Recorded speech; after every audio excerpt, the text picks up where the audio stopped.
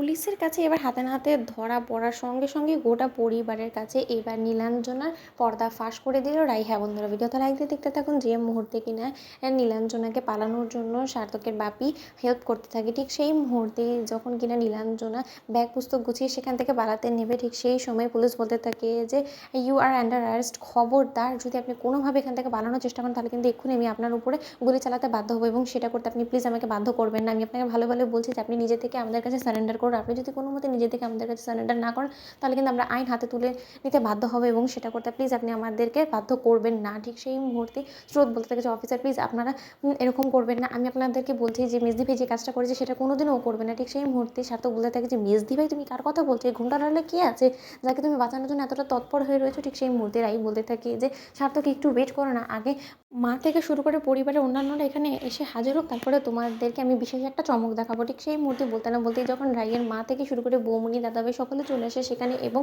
আসা মাত্রই যখন সেখান থেকে নীলু পালাতে নেয়, ঠিক সেই মুহূর্তে নীলুকে আটকে দিয়ে রাইয়ের মা বলতে থাকে যে এই মেয়েটা পালাচ্ছে কোথাও। অন্যদিকে পুলিশ অফিসার বলতে থাকে যে ম্যাডাম ওনাকে কোনোভাবেই পালাতে দেবেন না। ঠিক সেই মুহূর্তে রাই সেখানে গিয়ে বলতে থাকে যে মা ভালোই হয়েছে তোমরা এসে পড়েছো, কিছুক্ষণ আগে আমি চমকের কথা বলছিলাম, তাহলে তোমাদের উপস্থিতিতেই সেই চমকটা দেখিয়ে দিই।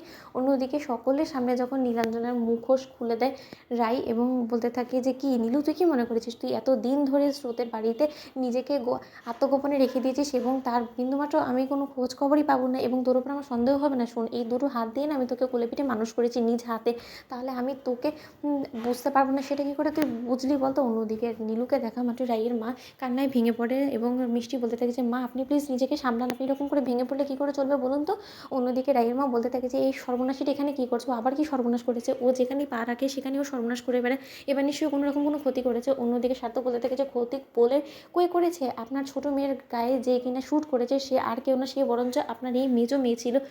ওর আসলে কোনোভাবেই কারো ভালো সহ্য হয় না, যেই দেখেছে যে স্রোত সুখের মুখ দেখেছে অমনি স্রোতকে গুলি করে আমার কাছ থেকে কেড়ে নেওয়ার চেষ্টা করেছে। কি মেজদিভাই, এটা তো তোমার প্ল্যান ছিল, ভাগ্যিস রাই দিদিভাই তোমাকে ঠিক সম্ভবত ধরে ফেলতে পেরেছে, নয়তো বা যে কী হয়ে যেত।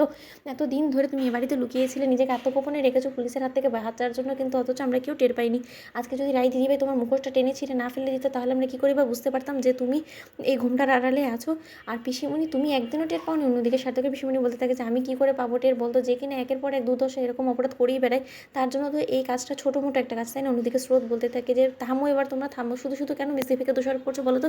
এই যাত্রায় ওর ভুলবশত আমার উপরে একটা গুলি চালিয়ে ফেলেছে, এবং এটা ওর কোনো মতে প্ল্যান ছিল না, এবং ও কোনো মতে আমাকে মারতে চায়নি। সার্থক শুধু শুধু ওকে ভুল বুঝে তোমরা ওকে শাস্তি দেওয়ার চেষ্টা করো না। দিদিভাই তুই অন্তত আমার কথাটা বোঝার চেষ্টা কর, তুই অন্তত ভাব যে আমি যে কিনা মেজদিভাইয়ের চিরকাল বিরুদ্ধে ছিলাম, আজ সেই ব্যক্তি মেজদিভাইকে কেন সাপোর্ট করছি, একটু বোঝার চেষ্টা কর। তো বন্ধুরা লাইক এবং শেয়ার করে সাবস্ক্রাইব করতে ভুলো না।